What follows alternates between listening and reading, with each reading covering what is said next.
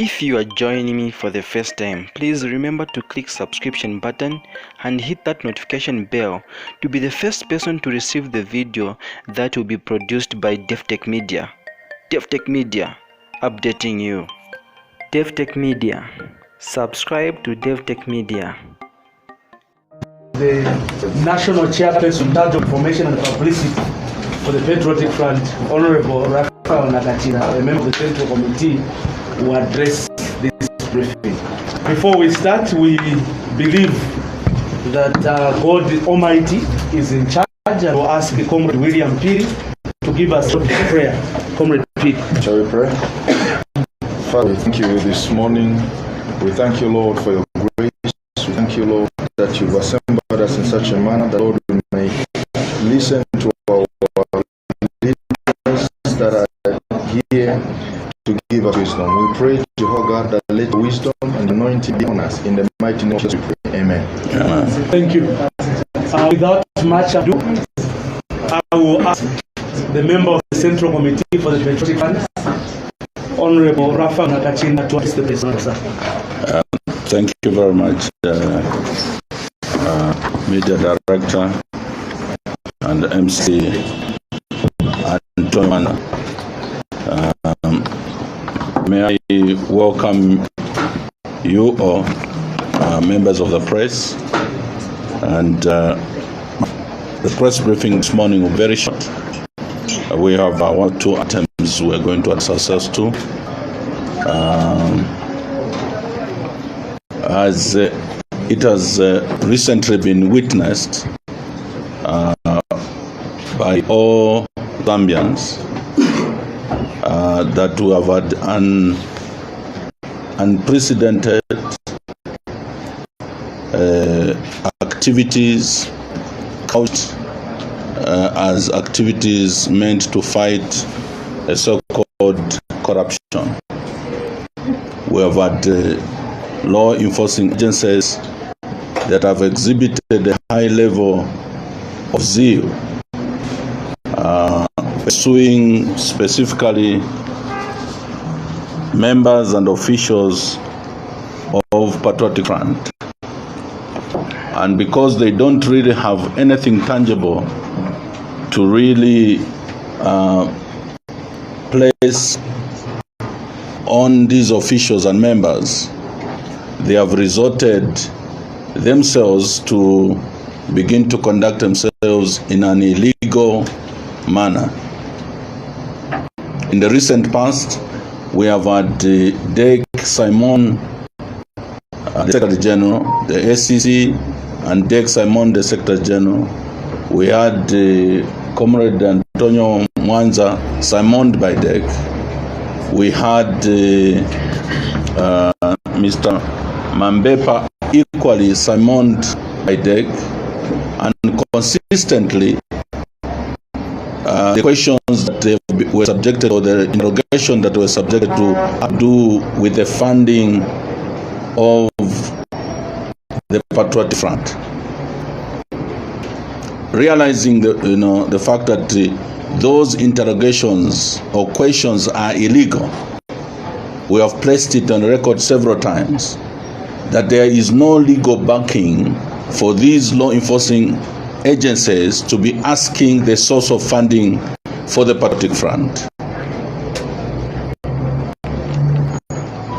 A few years ago, 2 years ago in particular, or to be specific,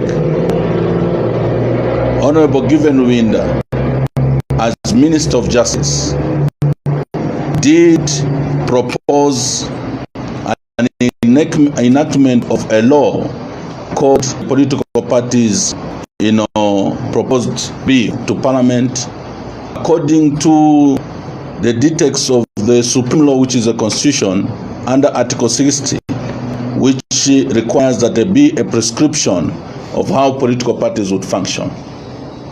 Among the clauses in that bill was a clause to demand that political parties disclose their source of funding, as well as put a cap in terms of how much money a political party require for operations, as well as for campaigns. The UPND in opposition then shut down that bill, and the one that was in the forefront was the current Home Affairs Minister, Honorable Jack Mwim, who objected to the introduction of that bill on the floor of the House. And he was saying it is not necessary to have political parties disclose their source of income. Outside Parliament, the current Minister of Justice, Mr. Aimbe, was on a crusade decampaigning that bill, including some of the engagements for dialogue, one of them being the famous one in Siavonga, where they objected to the introduction of the political parties bill, which had clear provisions requiring political parties to disclose their source of income and also to put a cap in terms of how much you need to use as a political party, and many other provisions. So we find it strange that the very political party that was vehemently opposed the introduction of that bill, and they shut it down, now that they're in power or in office, they are illegally wanting to make inquiries on the source of income for Patriotic Front, and the double standards such that they themselves have not been interrogated to declare their source of income. So as a party, last Friday, arising from the fact that this is an illegal act on the part of law enforcing agencies, we did write a letter of demand requiring that these law enforcing agencies should stop forthwith that misconduct. Even if they intend to impress their point of view, it is illegal and therefore it should not be intervened. But we have noticed that patronage on the part of law enforcing agencies has blinded them from the reality of the fact that what they are doing is illegal. Today, the party has sued in the court of law all the law enforcing agencies through the Attorney General to demand that court make a ruling on the fact that their activities are illegal. I also want to comment on the fact that there is an appointment, the appointments that were announced yesterday of Mr. Dan Karialia. Is it Dr. Dan Karialia, Mr. Kavesha, Mr. Dr. Dan Karialia as a Bank of Zambia governor, and also Mr. Kavesha as Attorney General, and Mr. Mujende as the Solicitor General. As a party, we were a little concerned. At some point, there were murmurs and whispers around the conduct of Dr. Karialia at the time as Bank of Zambia governor, and there was propaganda whipped that apparently what was being whispered in terms of his partisan inclination was actually false. He was just a professional that was doing business. But now that he has been rewarded with an appointment back into the central bank, we can only leave it to speculation and conclusion. But the greatest concern we have is that the three appointments that have been made clearly are based on nepotism, family. We have Dr. Karialia, who is a cousin to the president. We have Mr. Kavesha, who is a relation to the president's wife, all the way from Mumbwa, Sara area, and Eline, by tribe. We have my brother Mujende, Masho Mujende, who happens to have been a personal lawyer for Misaka in the Ichirema for many years, doing all his transactions some of which are subject to litigations in court and have not been resolved, whether it's to do with issues of land and other business deals. We're a bit concerned that how can you have somebody who you have been doing business with as your personal lawyer, today being a Solicitor General, who will be responsible for litigating on behalf of the state. And over and above that, there are still pending issues, that are personal in nature against Mr. Akande Hichilema and his businesses with the state. So we're a bit concerned that those appointments have been made.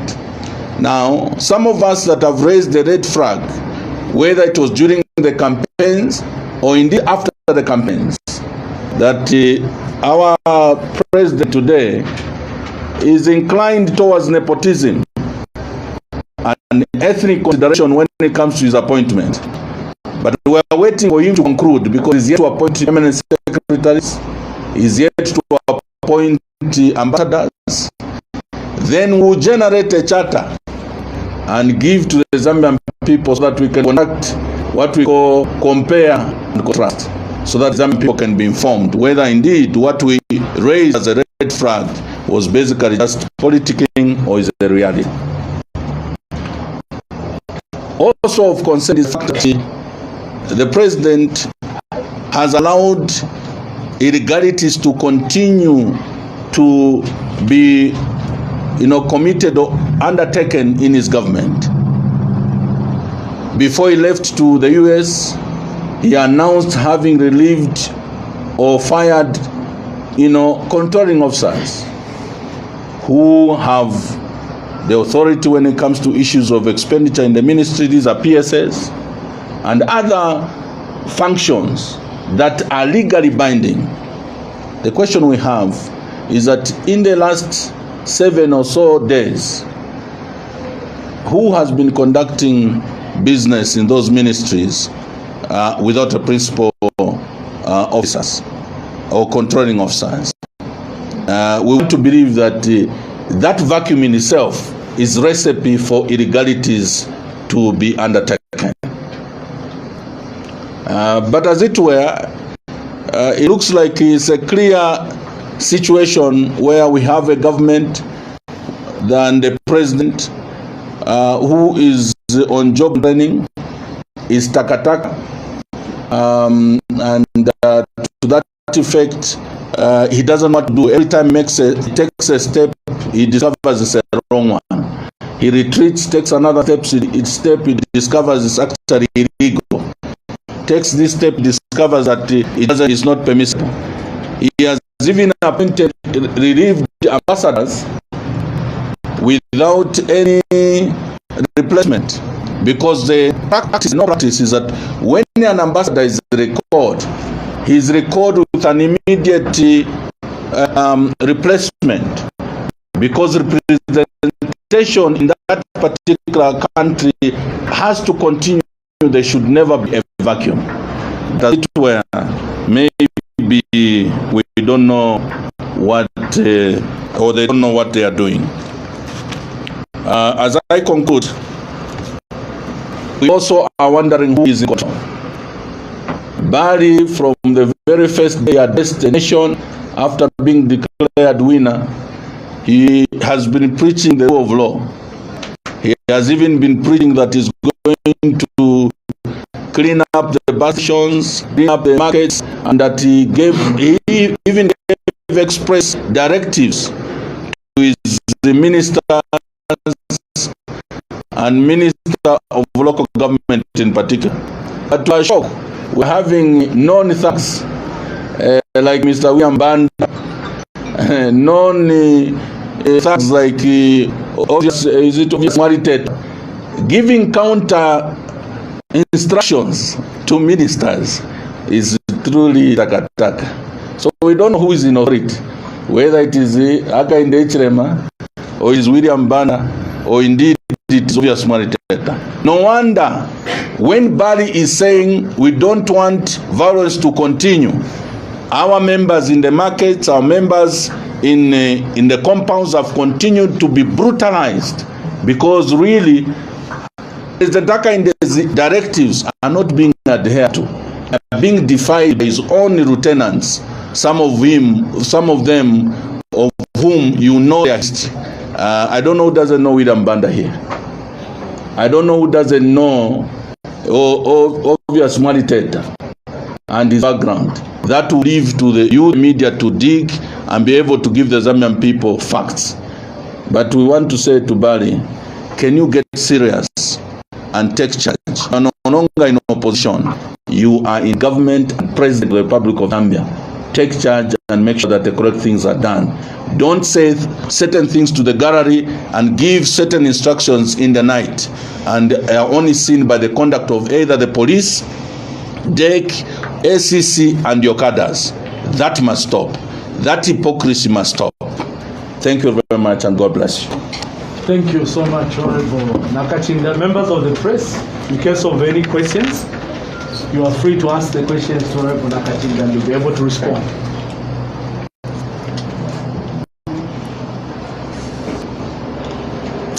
Yes, Comrade Innocent. Thank you so much, you've been able to see me. I need to make sure because of my height. It's fine. You understand? Thank you so much. Honorable, my question is with regards to your lamentations that some members have been summoned in the past by the SEC as well as DEC. Now the question, if you are going to explain to us that all that was an abrogation to the rule of law because there isn't any law that compels all political parties to appear before DEC and all other institutions to explain their sources of funding. Why did you take a move to respond to their summons? Because if you do that, meaning that you are affirming to the what we call illegality, why didn't you refuse in the first place? You know, the shocking thing is that ACC and DEC and other law enforcement agencies have been reduced to politicking. Basically, they issue a summon or a notice as though they are summoning your individual capacity. They take you into a room for interrogation, you believing that maybe there's something I may have done or omitted which they need clarity on in my personal capacity. Then you get there, they ask you, so what is your source of funding? You understand? Like Comrade Antonio Mwanza was here. He got there, all of us called, what is it, Comrade? Says, I just received this call out. So let me go, I don't know what they are calling me for. All of us, we thought, anyway, he's a citizen. Maybe in his personal capacity, there's something that they want to inquire. Only to be asked about the source of funding for Patriotic Front. Hence, his address to the nation that where I'm coming from, they are asking these questions which are basically illegal. And I'm saying that they are operating like political tools or cadres. When he addressed the nation, the DEC responded by distorting facts, by suggesting that there must have been something criminal that Comrade Antonio may have committed and was caught in his personal capacity, when in fact he was being caught to query him over the funding of the Patriotic Front. So basically, we are law-abiding citizens. If the police Simon Nakachinda will go there to go and answer. But if we find that the questions they are asking are as silly as the ones being asked by DEC over the funding of Patriotic Front, we will continue to expose. But we have taken a further step to sue them, and that's how come we have this press briefing.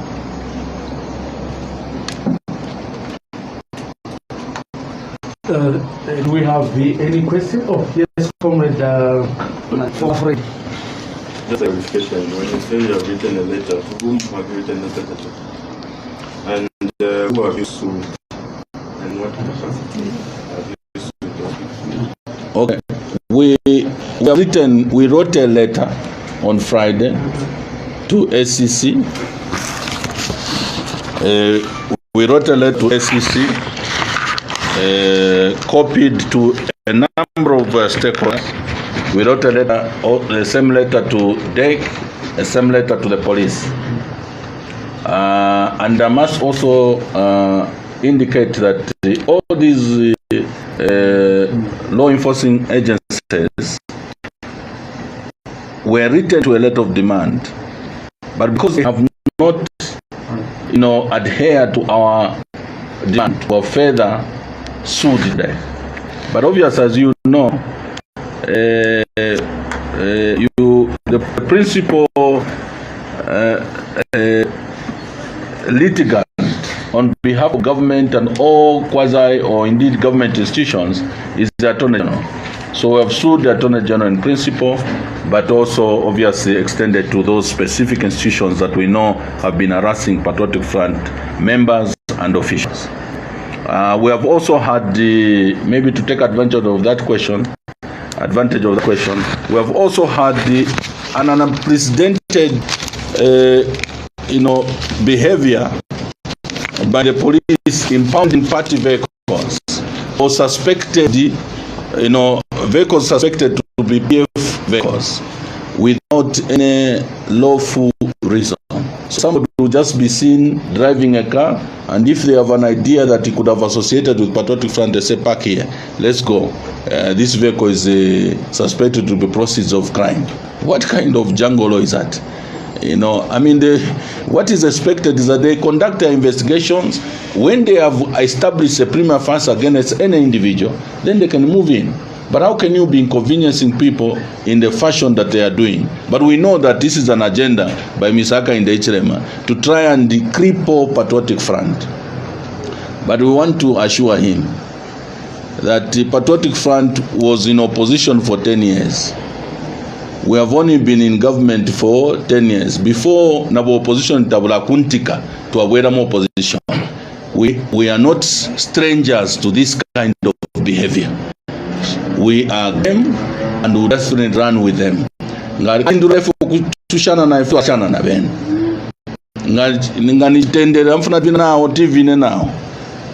going to dance with them until 2026 when they are given their boot to get out of government, because the Zambian people look like they're already determined in that direction.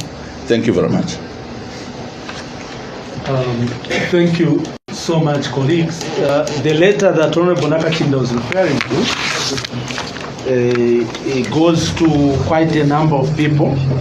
It was also copied to the head of delegation, EU, Commonwealth, African Union, SADC, the church mother bodies, Zambia Center for Interparty Dialogue, the Commission at Human Rights Commission, the Chief Justice, Drug Enforcement Commission, and the Anti-Corruption Commission.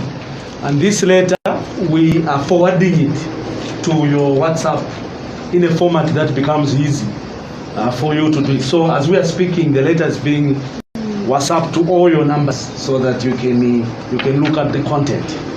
I take it that Comrade Innocent Piri still wants to have a question to follow up.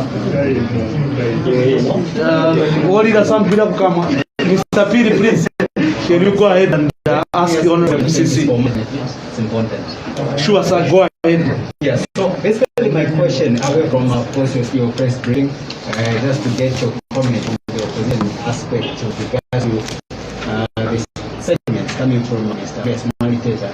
What can be termed as sounding like more like instructing cadres to go back and mount their structures in bus stations as well as markets. What could be your comment? I've already commented. Basically, he's undermining his boss, President Kakainde, who gave a directive earlier, and they are actually saying that your directive is not welcome, and he has given counter instructions or directives to the cadres of UPND, who have really been brutalizing people, in town and in other parts of the country. Maybe the only other thing I can, possibly add is that the UPND will continue revisiting their own vomit. because they say one thing in the morning and they say another in the afternoon. You've noticed how flamboyant, how dramatic the president you tend to free education, and the way he's turning on cheaper fertilizer, the way he's turning on cheaper minimum, the way he wanted to turn on every promise he made to the Zambian people. Now he has even gone to America to attempt to get us yoked to neo-colonialism template, though it's a subject for another day. So they will continue breaking their own promises. They will make a pronouncement in the morning, change it at 10 o'clock. Thank you very much. Thank you, members of the press. Thank you, Honorable MCC. Thank you very much for tuning in at Davi-tech-media. Remember, Davi-tech-media is the media that shares news, trending videos, political news, gospel music, as well as entertainment. Please don't forget to click that subscription button and that notification bell to be the very first person to receive the video that will be produced and posted by Davi-tech-media. Davi-tech-media, updating you.